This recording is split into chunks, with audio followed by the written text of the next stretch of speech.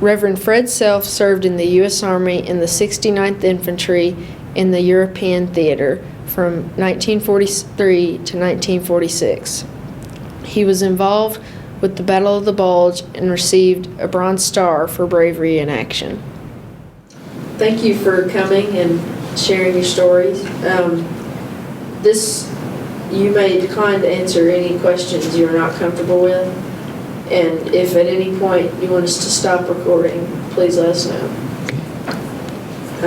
During World War II, what branch of service did you serve in? Army. What was your rank? I was staff sergeant Where did you serve? in European theater. Where in Europe did you serve? When? Where? Oh, in Belgium, Germany, Holland, France, England. I was all over. I see. Why did you pick the service branch you joined? When I went in, that was the only choice I had, is Army. Where did you go for your basic training? Fort McClellan, Alabama. What do you remember most about it? Just a lot of hard work. What kind of things did you do day to day for basic training? Just going out in the field, you know, on different kind of tactics, practicing, going into battle, you know, and have an invitation of a enemy over yonder, and we had to find out which way to go to get there the best, to capture him. That was the basic training. And when you served in World War II, where did you go after basic training? I went to Camp Van Dorn, Mississippi, and joined the 69th Infantry Division on maneuvers. And while I was there, they set up the 75th Division, activated it for a special training to go to Europe. And so I was called from the 69th and went to Camp Breckenridge, Kentucky, and joined the 75th Division. What do you remember about arriving in Europe? Well, I remember it was altogether different from America, and the old buildings, you know. And we landed in Le Havre, France, and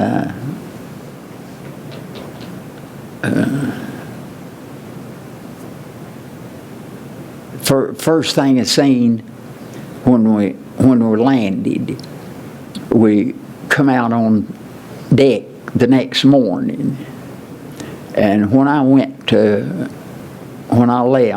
so I had a little 36 Ford beige, and when I come out on deck at the harbor, the first thing I seen that come down by the dock was a little 36 Ford beige, just like I left at home. Well, you can guess I was homesick. What was your job or assignment? Well, I was, when I first started, I was just assigned a private in a platoon, just ordinary combat infantry platoon to go into battle. So you did see combat?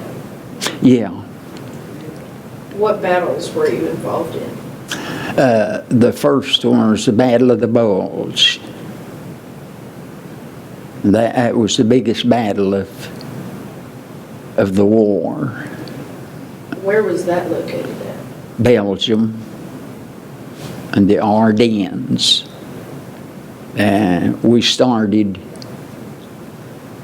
in December. The Germans broke through, and they spearheaded in, was trying to push us out back into the canal, going back into England. But that's what we was trained for, was to go in and stop them. And when we first went into combat, it lasted 94 days. I fought 94 days without stopping or any rest other than just fighting. What were some specific recollections you have of that 90 days? Any particular events or days that stand out in your mind during that time? Yeah, several of them, especially Christmas Day in 1944. We had a little incident. We was dug in an apple orchard, and the next morning, on Christmas morning, we got up and it was cold, snow on the ground, and but we did manage to break ice and shave. It was a hard shave, but we cleaned up a little. But we didn't have nothing for Christmas. But I had one man in my squad. His mother had sent him a little box of candy, and his little hard candy, and he had 12 little square pieces in it. And of course we had 13 men in the squad, so he divided. He gave every man a piece of the candy, and that's our Christmas Day. That's what we got for Christmas that day.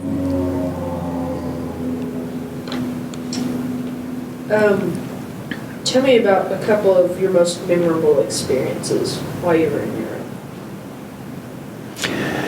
Well, the most memorable is all sad.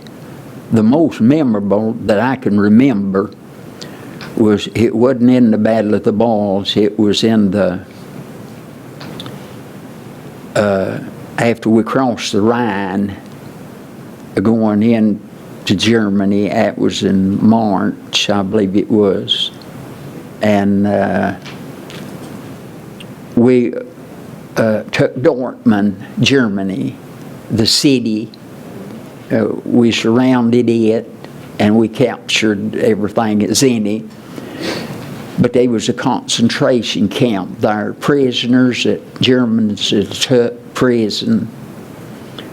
And I would say the building was probably 50 feet wide, and I'd say 200, maybe 300 feet long.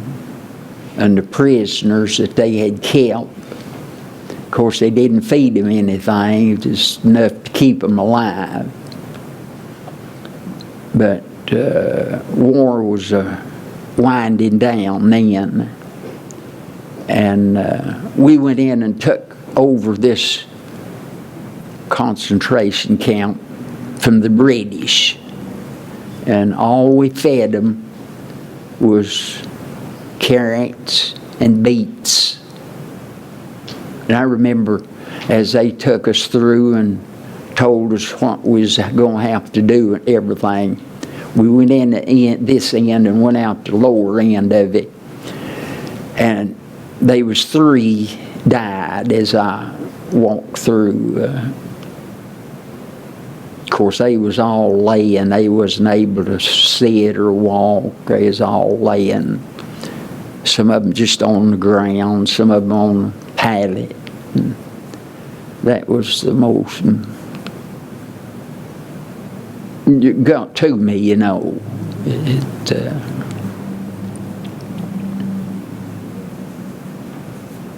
Were you ever a prisoner of war? No, that was my greatest fear. I feared being taken prison worse than anything.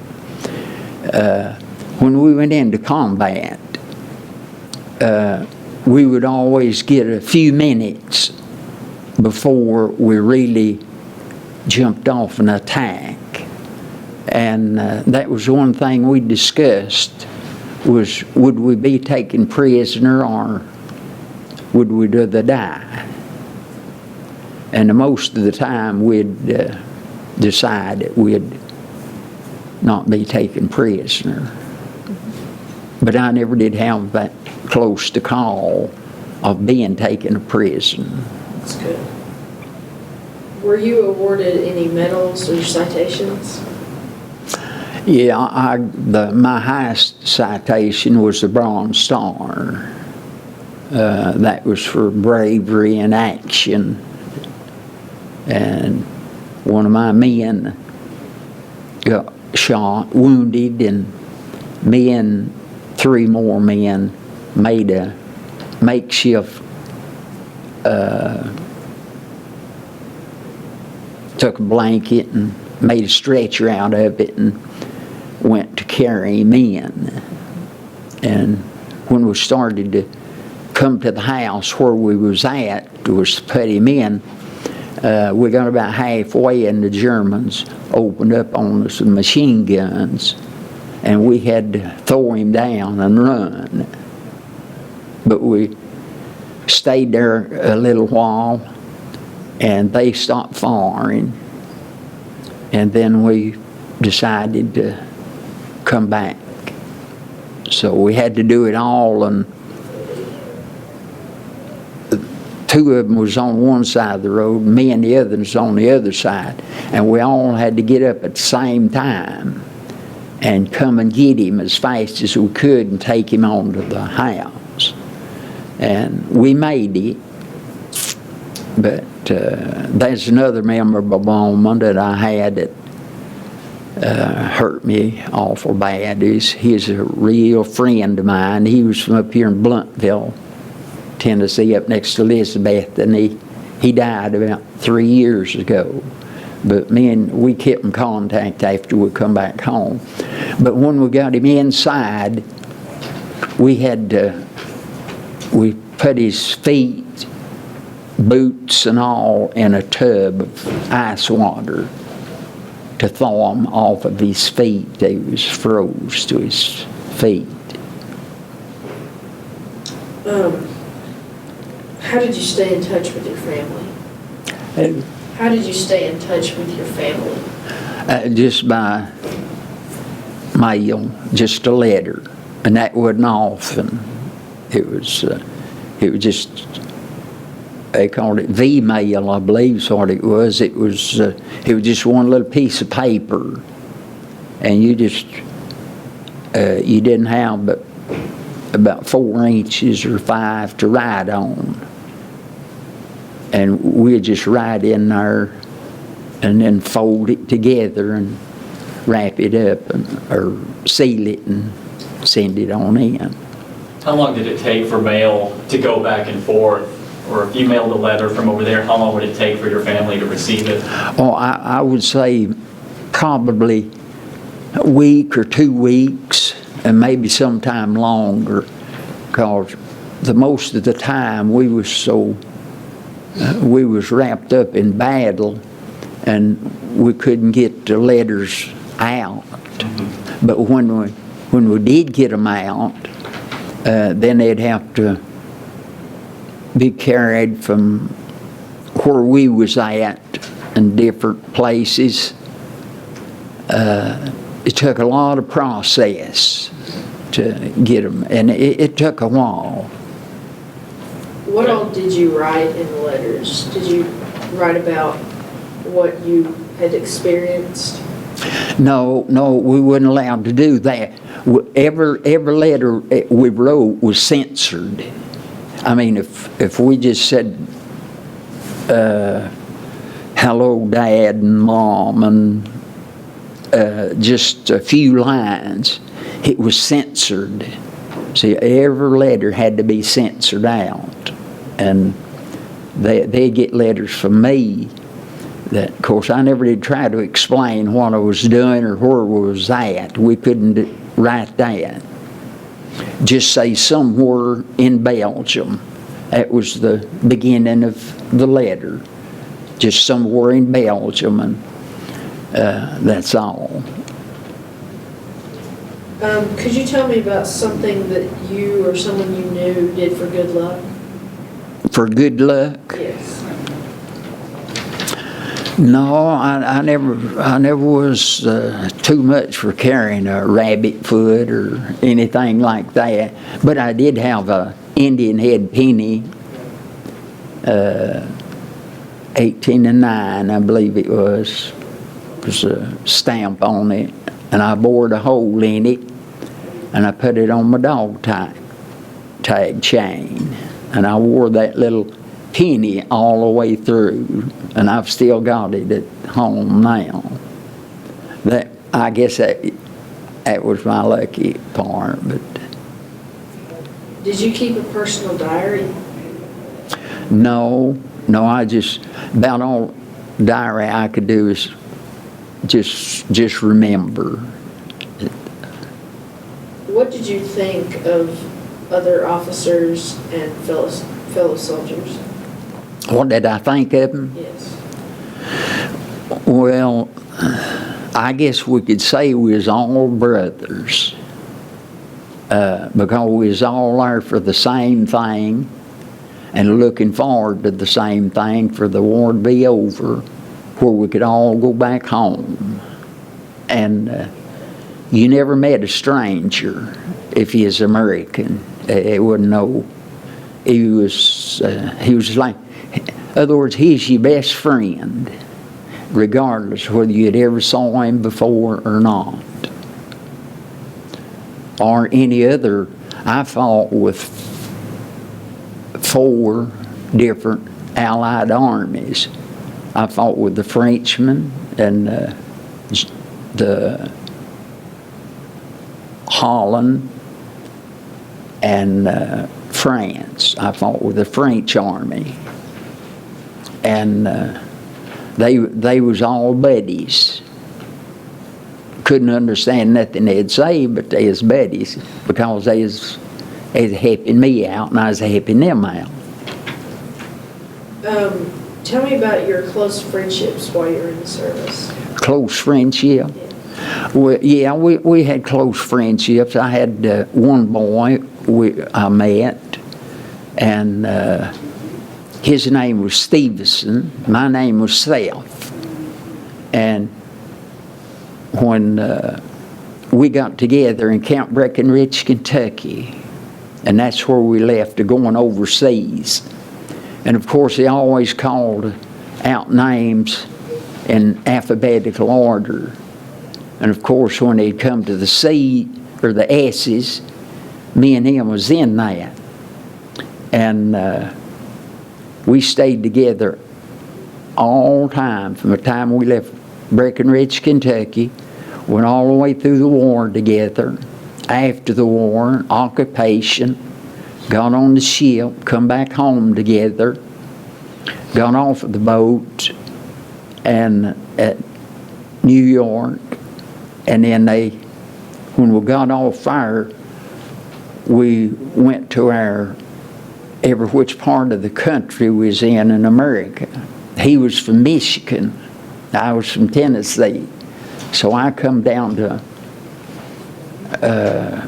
Atlanta. I can't think of the name of the camp, but where I was processed out and discharged. And he went the other way. And we stayed together all through the war, never was separated.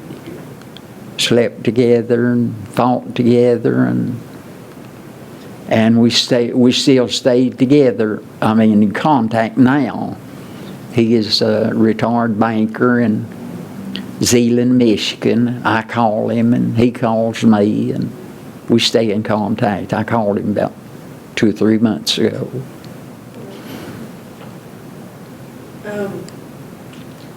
Did your military experience influence your thinking about war or about the military in general? I didn't. Sorry. Did your military experience influence your thinking about the war or about the military in general? What I thought about them? Yes. Well, I just thought we was the best in the world, and I guess we was. I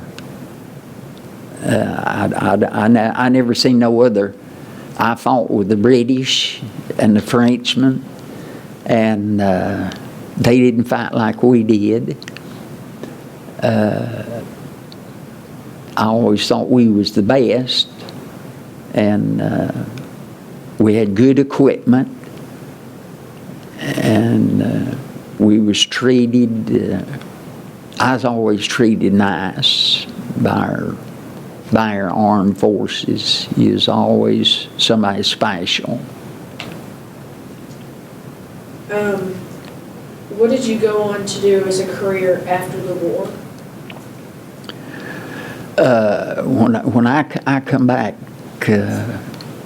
first thing I done, I loafed around a little, but I hired in the Aluminum Company over here, and I worked there about 2 years, and then I left there and done various things, and then I got into painting and doing other various works, and then I got into the drywall construction, finishing sheetrock, and me and my brother, we worked as a drywall construction company for 56 years.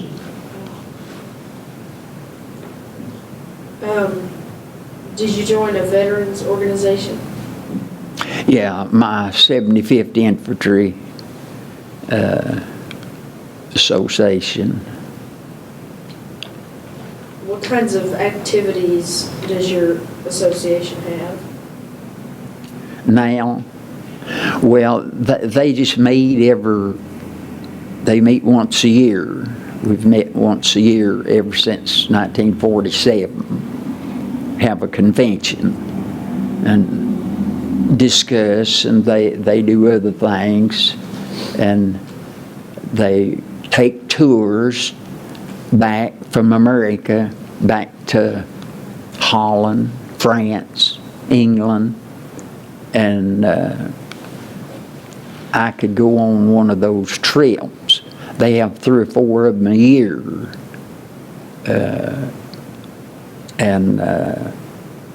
If you want to go, pay the price, you know. And I know my buddy in Michigan, he's been back and went year by year, and went back and walked our footsteps where we fought in the Battle of the Bulge.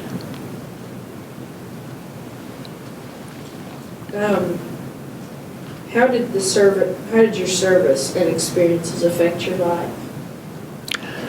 Well,